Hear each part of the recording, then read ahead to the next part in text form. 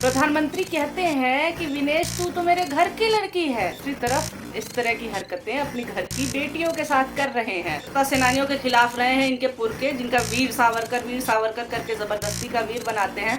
वो किस तरह से भारत छोड़ो आंदोलन के विरोध में रहते हैं ये सबको पता है, इतिहास में दर्ज है। नमस्कार, आदाब और हेलो दोस्तों, कैसे हैं आप सब। पिछले कुछ दिनों से देश एक ऐसे कॉमेडी शो में बदल गया है कि जिसे देख करके हंसी नहीं आती है, रोना ही आ रहा। एक तरफ लोकतंत्र का प्रतीक संसद, उसका उद्घाटन हो रहा था और दूसरी तरफ कुछ ही किलोमीटर दूर संसद के बाहर ये हो रहा था। जिस वक्त संसद में प्रधानमंत्री स्पीच दे रहे थे और क्या कह रहे थे, लोकतंत्र हमारे लिए सिर्फ एक व्यवस्था नहीं, एक संस्कार है, एक विचार है, एक परंपरा है। उस समय संसद के बाहर खिलाड़ियों के साथ इस तरह का बर्ताव हो रहा था। लानत देने के लिए भी शब्द इस समय कम पड़ जा रहे हैं। अरे कोई कितनी लानत दे, कितना कोई बोले, एक ही बात कितनी बार बोले। प्रधानमंत्री कहते हैं कि विनेश तू तो मेरे घर की लड़की है, विनेश ये तो मेरे ही परिवार की है।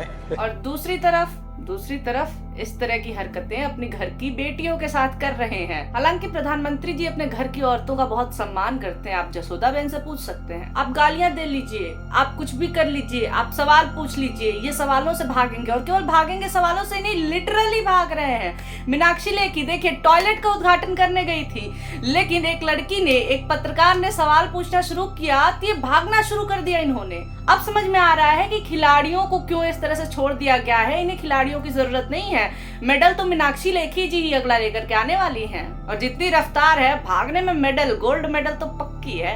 एक अपराधी को बचाने के लिए पूरा का पूरा सिस्टम जो है वो पूरी ताकत झोंक देता है सरकार, और सरकार के साथ साथ ये जो इनकी पार्टी के चिल्लर आईटी सेल हैं उनको भी खुला छोड़ दिया जाता है। आप देखिए हर जगह पे जो चरण चाटक मीडिया वाले हैं वो तो शुरू से ही जी हुजूरी कर रहे हैं, भाई रोटी जो मिल रही है। और ये आईटी सेल तो छोड़ ही दीजिए, स्मृति ईरानी बैठ करके फुर्सत से कमेंट्स हाइड कर रही हैं। इन्हें क्या लग रहा है कि इनके ट्वीट पे जो कमेंट्स आ रहे हैं वो ये छुपा लेंगी तो पूरा मामला ही छुप जाएगा क्या। स्मृति ईरानी ने फोटो डाली संसद के अंदर से मुस्कुराते हुए। अमित शाह जी थे, फोटो बॉम्बिंग हुई थी बड़ी अच्छी सी, उन्होंने फोटो डाली थी कि लोगों ने पूछना शुरू कर दिया कि भाई बाहर देखो क्या हो रहा है जाकर के संसद के, वहाँ पे लड़कियों के साथ क्या हो रहा है, खिलाड़ियों के साथ क्या हो रहा है। और बाकायदा फुर्सत के साथ स्मृति ईरानी ने एक एक करके कमेंट्स हाइड करने शुरू कर दिए। क्या इन्हें पता नहीं है कि ऊपर ही आ जाता है हिडन कमेंट का, जिसे हम खोल करके आसानी से पढ़ सकते हैं। हालांकि इतनी बुद्धि की उम्मीद मैं कहां से इन लोगों से कर रही हूँ। लेकिन जैसे ही ये बात पता चली, लोगों ने इतने कमेंट्स किए कि बेचारी के बस का था ही नहीं, तो उन्होंने वैसे के वैसे ही ट्वीट को छोड़ दिया। फिर लोगों के कमेंट्स आते रहे, कर ही क्या सकते हैं। अब इनके जो मंत्री हैं, नेता हैं, उनकी तो मजबूरी भी है और उनका अपना इंटरेस्ट भी है। लेकिन कई पुलिस अधिकारी और बाकी अधिकारी वो इस उम्मीद में कि ओह माय गॉड लोहा गर्म है, इसी समय हथौड़ा मार सकते हैं, क्या पता अगर इस समय चरण चाटन कर लिया तो कोई अच्छा पद मिल जाए, क्या पता राज्यसभा भेज दें, क्या पता पार्टी में शामिल करा लें।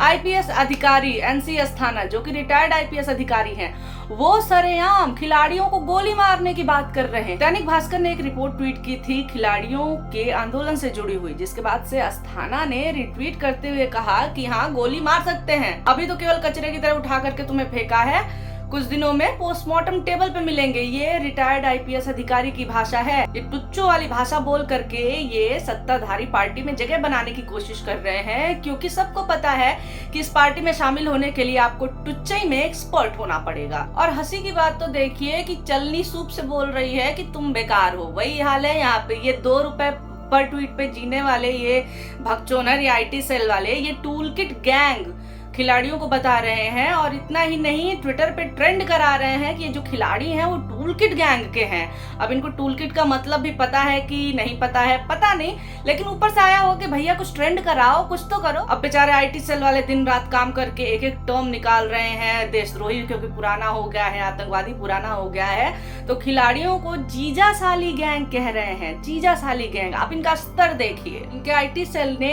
एआई टूल का, आर्टिफिशियल इंटेलिजेंस टूल का इस्तेमाल करके गिरफ्तारी के बाद पहलवानों की हंसती हुई तस्वीर डाली, ये बताने के लिए, और ये लिखते हुए कि टूल किट गैंग वालों ने अपना, इनका जो उद्देश्य था उसको पूरा कर लिया, देश को बदनाम कर लिया। एक तो सबसे पहली बात कि कहा जाता है कि आजादी के लिए हंसते हंसते हमारे स्वतंत्रता सेनानी कुर्बान हो गए। ये टुच्चे आईटी सेल वाले होते तो कहते ना ना ये टूल किट गैंग के हैं, ये आजादी नहीं चाहते, ये तो फर्जी में इन्होंने किया है, देखो फांसी पे चढ़ के इन्होंने देश को बदनाम कर दिया। हालांकि इनके जो पुरखे रहे हैं वो ये सब करते रहे हैं, स्वतंत्रता सेनानियों के खिलाफ रहे हैं इनके पुरखे, जिनका वीर सावरकर करके जबरदस्ती का वीर बनाते हैं। वो किस तरह से भारत छोड़ो आंदोलन के विरोध में रहते हैं ये सबको पता है, इतिहास में दर्ज है। अनपढ़ों की गैंग से इतनी उम्मीद तो नहीं है कि ये इतिहास को समझेंगे, लेकिन बात सिर्फ इतनी सी है कि ये फोटो फेक है। गिरफ्तारी के बाद जो असली फोटो है उसको मॉर्फ करके AI टूल के जरिए फेक फोटो बनाई गई, हंसते हुए दिखाया गया, जिसके बाद से जो 2 रुपए पर ट्वीट वाले IT सेल वाले हैं और चरण चाटन करने वाले मीडिया वाले, उसके साथ साथ तमाम सो कॉल्ड निर्माता निर्देशक हैं, उन्होंने इसको शेयर करना शुरू कर दिया और वायरल कर दिया। ये पत्रकार नाम लिखने वाले अभिजीत मजूमदार, अशोक पंडित, इन लोगों ने सबने इसे शेयर किया है। जिन लोगों का पूरा करियर ही स्क्रिप्टेड है, जिन लोगों का पूरा करियर ही तलवे चाट करके बना हुआ है, वो लोग भी इस आंदोलन को कह रहे हैं कि स्क्रिप्टेड है। स्क्रिप्टेड था, स्टेज मैनेज्ड था क्या? क्योंकि किसी ने रोका नहीं, अचानक नरेश टिकैत वहाँ प्रकट होते हैं, वो मेडल ले लेते हैं कि नहीं मैं विसर्जित नहीं करने दूंगा, वो सारी चीजें होती हैं कैमरे के आगे। आज गंगा दशहरा, जो लोग चरण चाटने के दम पर इनाम पाते हैं वो लोग कहेंगे ही कि भैया मेडल तो बहाया नहीं, गए तो थे गंगा जी। अब देखिए ये बड़े बड़े चैनलों के एडिटर ये लोग इस तरह की बातें लिख रहे हैं, इस तरह की बातें बोल रहे हैं कि अचानक से नरेश टिकैत आकर के उन्होंने ले लिया मेडल। इसका मतलब है कि ये लोग बहाना नहीं चाह रहे थे गंगा जी में अपने मेडल को, ये वेट कर रहे थे गिद्ध की तरह, लोलूप नजरों के साथ ये वेट कर रहे थे कि देश को मिले हुए मेडल बहा दिए जाएं। और इस बात को याद रखा जाना चाहिए, विदेशों में कोई भारतीय अगर गोलगप्पा खाने का भी कंपटीशन जीत जाए तो साहब आगे आके खड़े हो जाते कि मैं मेरी वजह से हुआ है। लेकिन अभी देखिए क्या हो रहा है और साहब के मुंह से एक शब्द नहीं निकल रहे हैं। फोटो खिंचाने के लिए इन खिलाड़ियों के साथ पहले थे, इन खिलाड़ियों के लिए ट्वीट भी किया कि वहां मेडल मिला है देश को, मेरी वजह से मिला है। लेकिन अभी एक ट्वीट नहीं, कहते हैं ना कि सांस डकार नहीं लेना, इस समय उसी स्थिति में है साहब। और इस समय मैं कह रही हूँ कि हर जगह गली गली में लिखवा देना चाहिए कि बेटी बचाओ भाजपा के नेताओं से, क्योंकि इस वक्त ना केवल एक इंसान ने व्यभिचार किया बल्कि उसको सपोर्ट करने वाले आप देखिए कि कितने लोग हैं, हजारों लाखों लोग, ये जो भाजपा के लोग हैं ये उसको सपोर्ट कर रहे हैं, उसमें भी मीन मेक निकाल रहे हैं। आप देखिए कि हर घर में ऐसे लोग मिलेंगे जो कहेंगे कि बृजभूषण ने यहाँ गलत नहीं किया है। देखिए मसला मैं भी समझ रही हूँ कि जांच का विषय है, लेकिन उससे पहले ही जो पीड़ित है उसको किस तरह से बदनाम किया जा रहा है, किस तरह से उनका चरित्र हनन किया जा रहा है, उनके साथ किस तरह का बर्ताव हो रहा है। अगर कोई इसका समर्थन करता है और बृजभूषण जैसे अपराधी को और जो कि यौन शोषण का आरोपी है उसका समर्थन कर रहा है, इसका मतलब है कि वो भी एक पोटेंशियल रेपिस्ट है। इस समय अगर देश में व्यभिचारियों की पहचान करनी हो तो बहुत आसानी से हो जाएगा, क्योंकि सारे व्यभिचारी, सारे दुराचारी इस समय एक होकर के खड़े हो गए हैं और एक ही टाइप की बात बोल रहे हैं। ये देखिए ये संतों की टोली है, ये संतों के भेष में ये जो कालनेमी खड़े हैं वो कह रहे हैं कि पॉक्सो एक्ट में बदलाव करिए क्योंकि इसका फायदा उठाया जा रहा है। ये बृजभूषण के समर्थन में ये भगवा चोला पहने हुए ये सारे के सारे कालनेमी यहाँ पे खड़े हैं। पॉक्सो एक्ट जो कि बच्चों की सुरक्षा के लिए बना है ताकि उनके साथ एक्सप्लॉयटेशन ना हो, उनका हैरेसमेंट ना हो, उनके साथ रेप ना हो, उस पॉक्सो एक्ट में बदलाव कर रहे हैं क्योंकि चोर मौसेर है भाई, इनको चाहिए बदलाव हो जाए क्योंकि सबको पता है कि इनके मठों में किस तरह की हरकतें की जाती हैं। कुछ भी बोल दो, इनका आईटी सेल, इनके 2 रुपए ट्वीट वाले जो कि लुच्चे लफंगे हैं वो आपके पीछे पड़ जाएंगे, आपको गालियां देना शुरू कर देंगे।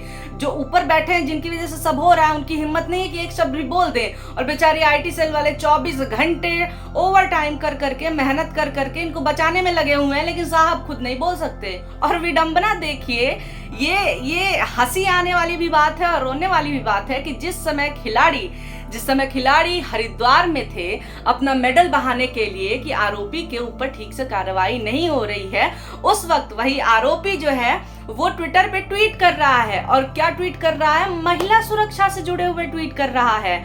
9 साल मोदी जी के पूरे हुए हैं तो उसका पोस्टर शेयर किया है कि कैसे महिलाओं की सुरक्षा और सम्मान में इजाफा हुआ है। वो तो हम देख ही रहे हैं कि किस तरह से मोदी जी के राज में महिलाओं की सुरक्षा और सम्मान में इजाफा हुआ है। लेकिन विडंबना यही है कि जो पीड़ित हैं वो गंगा किनारे हैं, वो सड़क किनारे बैठे हुए हैं, और ये आरोपी जो है, जो व्यभिचारी हैं, दुराचारी हैं, वो खड़े होकर के महिला सम्मान की बात कर रहे हैं। ये सब के सब मिल करके पूरे देश के जो पीड़ित हैं उनको चिढ़ाने का काम कर रहे हैं। मैं सीधे कह रही हूं कि इससे ज्यादा निर्लज्ज सरकार कभी नहीं आई थी। इनका नारा होना चाहिए, अब की बार सबसे निर्लज्ज सरकार। मणिपुर जल रहा है और ये राजदंड के साथ साहब लोग फोटो खिंचवा रहे हैं। स्थिति वहां पे बिगड़ गई है, एक शब्द किसी से बोला नहीं जा रहा है। मणिपुर में लोग भाजपा नेताओं को घेर रहे हैं, उनसे क्वेश्चन कर रहे हैं, लेकिन वो सारी चीजें मीडिया नहीं दिखा रहा है। ये ईमान बेच करके खा जाने वाले दलाल पत्रकार अखबारों की फोटो शेयर कर रहे हैं कि वाह मोदी जी का नाम हो रहा है, ऑस्ट्रेलिया के अखबार में छपा है।